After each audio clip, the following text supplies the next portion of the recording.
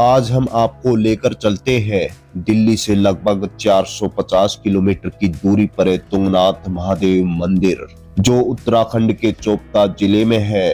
चोपता का सौंदर्य साल भर पर्यटकों को अपनी ओर आकर्षित करता है, जहां ग्रीष्म काल में हरी घास के मैदान दिखाई देते हैं और शीतकाल में बर्फ से ढकी पहाड़ियां आपको अपनी ओर खींच लेती है।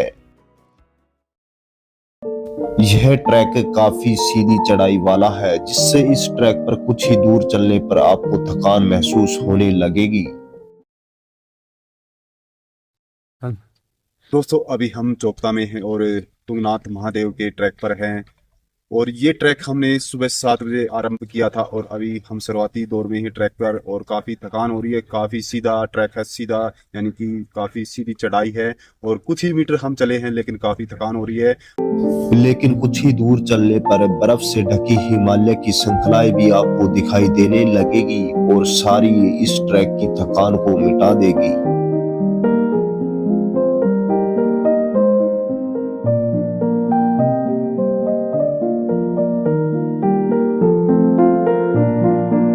और इस लालसा में हम आगे बढ़ चले कि यहाँ का दृश्य ऐसा है तो तुंगनाथ महादेव का दृश्य कैसा होगा। इसी लालसा ने हमारी सारी थकान मिटा दी।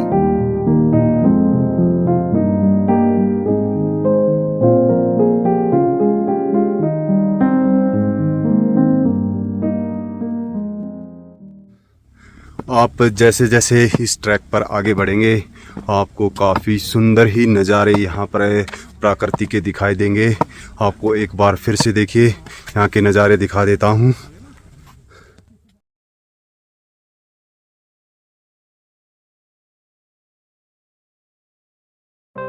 तुंगनाथ का यह ट्रैक लगभग 5 किलोमीटर का है और एक तरफ का ट्रैक करने में 1.5 से 2 घंटे लग जाते हैं। यह ट्रैक छोटा जरूर है, लेकिन सीधी चढ़ाई होने के कारण काफी थकाने वाला है।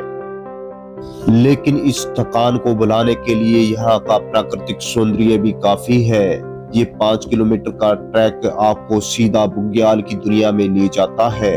हरे घास के मैदान को पहाड़ी क्षेत्रों में बुग्याल कहा जाता है।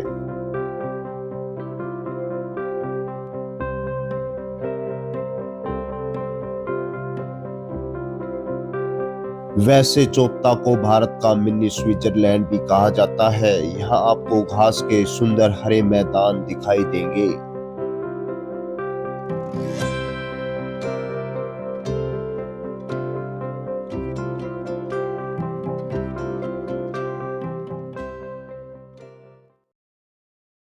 पंच केदारों में से एक केदार तुंगनाथ है। वैसे तो केदारनाथ ट्रैक जैसा ही यहाँ का ट्रैक है, लेकिन यहाँ की चढ़ाई केदारनाथ के मुकाबले काफ़ी ज़्यादा है। और यहाँ पर केदारनाथ के मुकाबले ट्रैक तो थोड़ा कम है, 5 किलोमीटर का ये ट्रैक है लगभग, लेकिन केदारनाथ के मुकाबले यहाँ पर काफ़ी खड़ी चढ़ाई है। अगर आप एक बार यहाँ पर आ जाते हैं तो यकीन मानिए, ये प्राकृतिक सौंदर्य आपको दोबारा ज़रूर बुलाएगा। आप यहाँ पर दोबारा ज़रूर आना चाहेंगे, तो आप एक बार ज़रूर यहाँ पर आएँ।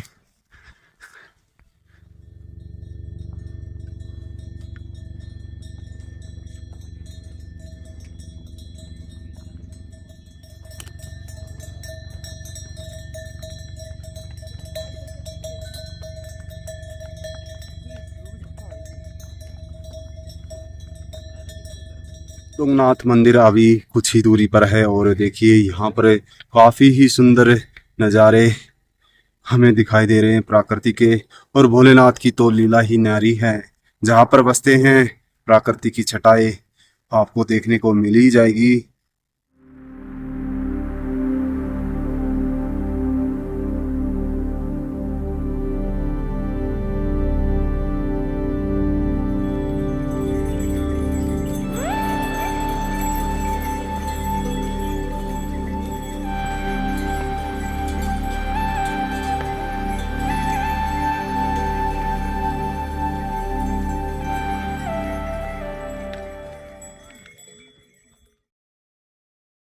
अब हम मंदिर के काफी नजदीक पहुंच चुके हैं और दूर से मंदिर के दर्शन करते ही हमारी इस ट्रैक की सारी थकान जाती रही और हमने अपने चलने की गति को बढ़ा दिया, जिससे हम जल्दी ही मंदिर पर पहुंच सके और तुंगनाथ महादेव के दर्शन कर सकें।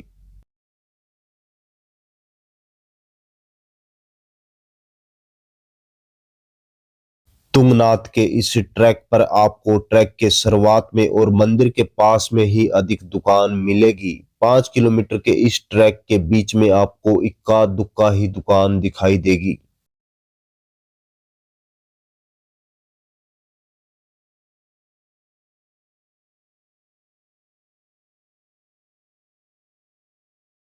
तुंगनाथ मंदिर से कुछ पहले यह आकाश कुंड है, लेकिन यहाँ अब पानी नहीं है।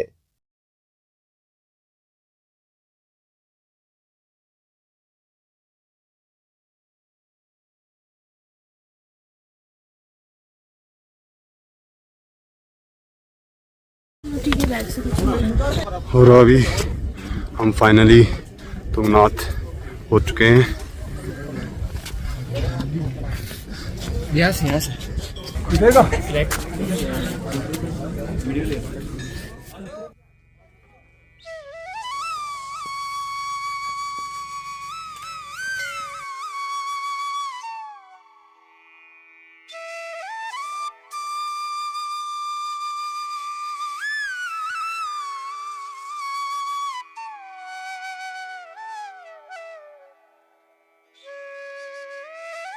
मान्यता है कि तुंगनाथ मंदिर का निर्माण पांडवों ने भगवान भोलेनाथ को प्रसन्न करने के लिए करवाया था। कुरुक्षेत्र में हुए गुरुजनों तथा परिवारजनों के हत्या के दोष से मुक्ति के लिए पांडवों ने इस मंदिर को बनवाया था। भगवान भोलेनाथ ही इस दोष से पांडवों को मुक्त कर सकते थे। यह मंदिर 1000 वर्ष पुराना माना जाता है। इस मंदिर की खोज आदि गुरु शंकराचार्य जी ने की थी। तुंगनाथ मंदिर की कलात्मक वास्तुकला हर किसी को अपनी ओर आकर्षित करती है। स्थानीय लोगों का मानना है कि माता पार्वती ने भगवान शिव को पाने के लिए इसी स्थान पर तपस्या की थी। तुंगनाथ महादेव मंदिर में अभी शिवलिंग पर आप स्वयं जल और फूल चढ़ा सकते हैं, लेकिन भविष्य में श्रद्धालुओं की संख्या अधिक होने पर आप ऐसा ना कर पाए।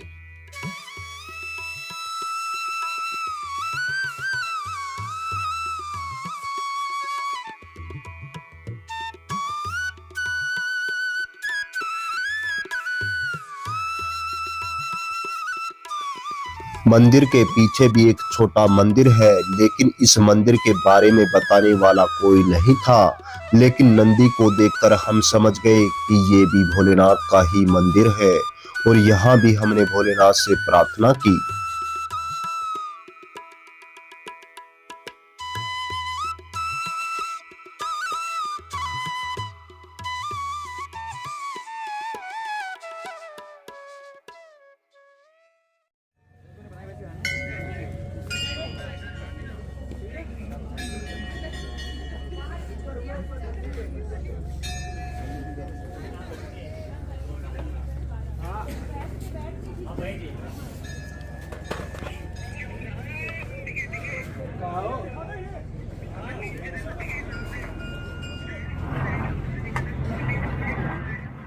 अगर आप भी चोपता आने का प्लान कर रहे हैं और ख़ासकर वीकेंड पर, तो आप पहले होटल की बुकिंग अवश्य करा लें, क्योंकि यहाँ पर सीमित होटल ही है, जिससे यहाँ पर आपको रुकने में कोई परेशानी ना हो। और यहाँ पर हर होटल में नहाने के लिए आपको गर्म पानी के लिए 100 रुपये एक्स्ट्रा पे करने होंगे।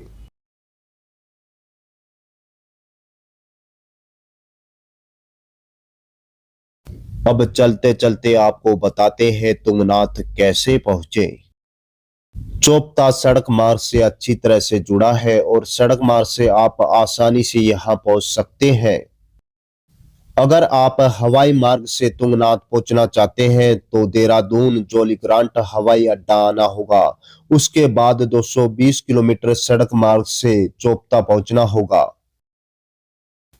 रेल मार्ग से भी आप देहरादून, हरिद्वार, ऋषिकेश तक पहुंच सकते हैं। उसके बाद सड़क मार्ग का ही इस्तेमाल करना होगा।